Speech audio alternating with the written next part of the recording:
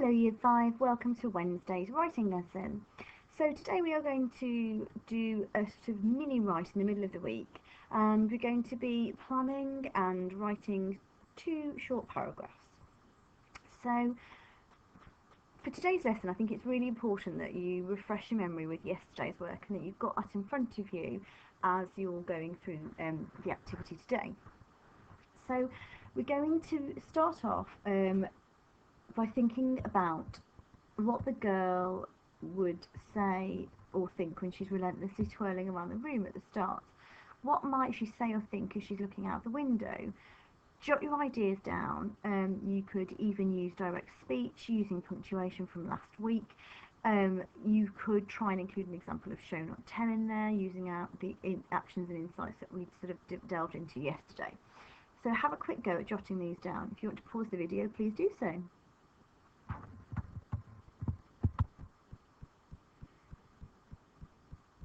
For the second part of the lesson, you're going to be planning your recount, and you're going to be focusing on making the girl's thoughts and emotions clear through the vocabulary that you choose, through the words you choose, and the description of her body language, facial expression, and by including her thoughts or words.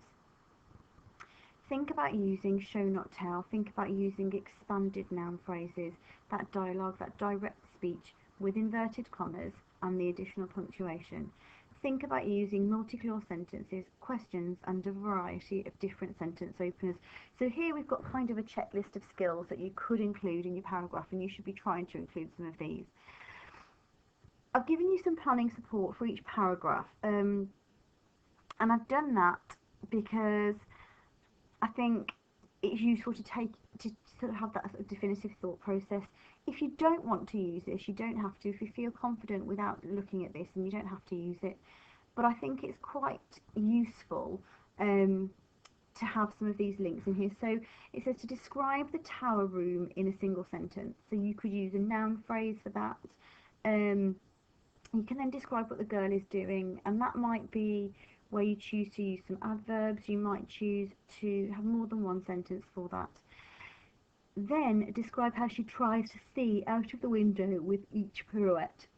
So have a think about how you're going to show that, where's her head straining to look, etc. And I want you to really specifically choose vocabulary to convey that she longs to be outside. It's really important that you include the moment that she catches sight of the balloons, but don't tell your reader straight away what you've seen. You can create a lot of suspense and a really effective piece of writing by suggesting sort of something like a flash of colour caught her eye.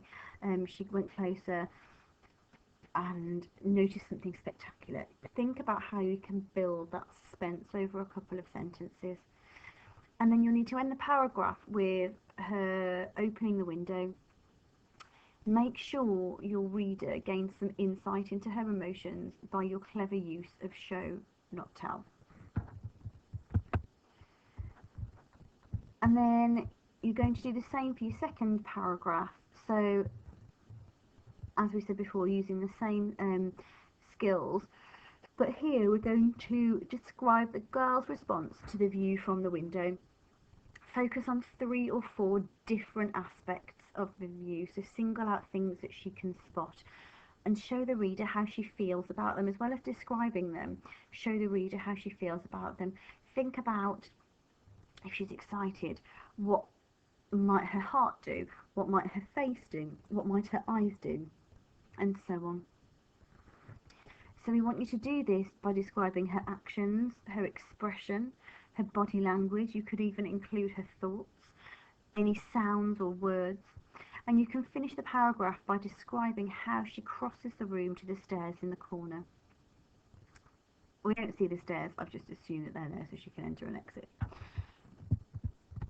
Once you've finished your planning activity, you're going to write up your 2-paragraph recount in Best, and you can edit and improve this as you go. Something that's really skillful as we write is to be able to edit these skills, and that's something that we've had a big focus on this year. Your final task for today is to read through your final piece and read it aloud to an adult if you can. Try and see if there are any parts that you think need improvement. Go back to the skills checklist. Have you included all of these? Happy writing!